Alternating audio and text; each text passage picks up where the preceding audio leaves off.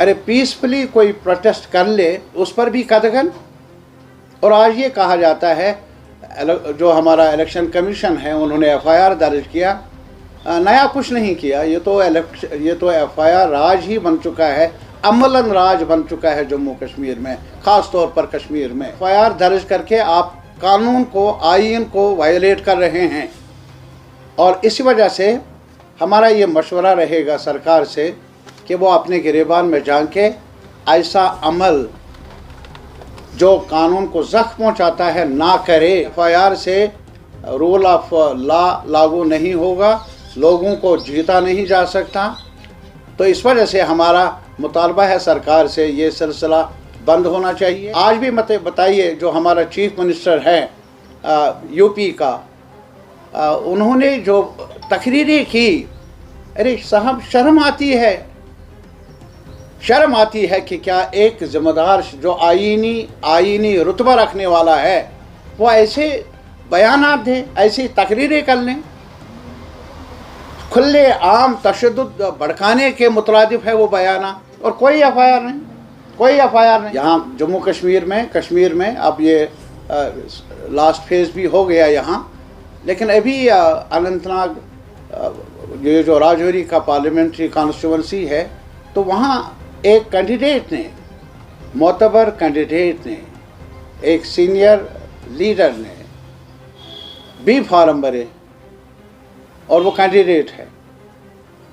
तो उनको कुछ कंसर्न्स थे, उनके वर्कर्स को गिरफ्तारी के बारे में उनको इतलात मिली थी। तो लाजमी तौर पर सरकार से बात कर लें। सरकार से अगर बात ना हो जाए, अगर सरकार बात न सुने, तो और कौन सा ऑप्शन रहता है। अरे पीसफुली कोई प्रोटेस्ट कर ले उस पर भी कदगन। और आज ये कहा जाता है जो हमारा इलेक्शन कमीशन है उन्होंने एफआईआर दर्ज किया, नया कुछ नहीं किया। ये तो एफआईआर राज ही बन चुका है, अमलन राज बन चुका है जम्मू कश्मीर में, ख़ास तौर पर कश्मीर में। रुकना चाहिए ये सिलसिला। कानून की एफआईआर दर्ज करके आप कानून को, आईन को वायलेट कर रहे हैं।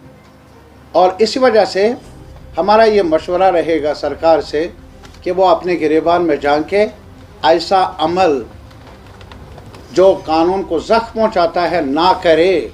एफआईआर से अमन कायम होगा नहीं, एफआईआर से रूल ऑफ लॉ लागू नहीं होगा, लोगों को जीता नहीं जा सकता। तो इस वजह से हमारा मुतालबा है सरकार से ये सिलसिला बंद होना चाहिए। एफआईआर वापस लिया जाना चाहिए जहाँ तक महबूबा मुफ्ती साहिबा का ताल्लुक़ है, और भी जो मनगढ़ंत एफआईआर दर्ज हुए हैं और लोगों के ख़िलाफ़, उनको भी वापस लिया जाना चाहिए। और फिर ये सवाल, जैसा कि अभी ये जो हमारे हाई कोर्ट ने फ़ैसला दिया, क्या कोई रिश्तेदार हो भला वो उसको रोका जाए टेंडरिंग के प्रोसेस से, या इसी तरीके से जो होम मिनिस्टर साहब ने बयान दिया कि करे कोई और किसी और को ज़िम्मेदार ठहराया जाएगा, ये रवैया बदल दिया जाना चाहिए। और मेरी नज़र में ये अमल सही नहीं है, बल्कि इससे और ज़्यादा बुरे नताइज ही निकल सकते हैं, जिनसे एतराज़ करना बहुत ज़रूरी है। इसके अलावा हम ये बताएंगे कि जहाँ तक इलेक्शन कमीशन ऑफ इंडिया का ताल्लुक़ है, जल्दी एफआईआर दर्ज कर लें। वो यहाँ एक प्रोटेस्ट को कंडक्ट करने के मामले को लेकर मुझे ये बताइए, जो अभी पूरे मुल्क में कानून की, आईन की, बड़े लोग जो बड़े ओहदों पर काम करने वाले हैं, कई चिट्ठियाँ गई है इलेक्शन कमीशन को, पिटिशन्स गई है, भाई एफआईआर दर्ज कर लो। एक का भी नाम ले वो जहाँ उन्होंने ये एफआईआर दर्ज किया हो। आसान है कश्मीर में आकर एफआईआर, क्योंकि यहाँ मंडी बन चुकी है एफआईआर, उसकी गलत एफआईआर दर्ज करने की एक सिलसिला बना है मनमानी करने का। आज भी मत बताइए जो हमारा चीफ मिनिस्टर है यूपी का, उन्होंने जो तकरीरें की, अरे साहब शर्म आती है कि क्या एक ज़िम्मेदार जो आईनी रुतबा रखने वाला है वो ऐसे बयानात दे, ऐसी तकरीरें कर लें। खुले आम तशद्दुद भड़काने के मुतरादिफ है वो बयाना, और कोई एफआईआर नहीं, कोई एफआईआर नहीं। गाली गलूच किया जाए, एक कम्युनिटी को निशाना बनाया जाए बड़े लीडरों की तरफ से, कोई एफआईआर नहीं।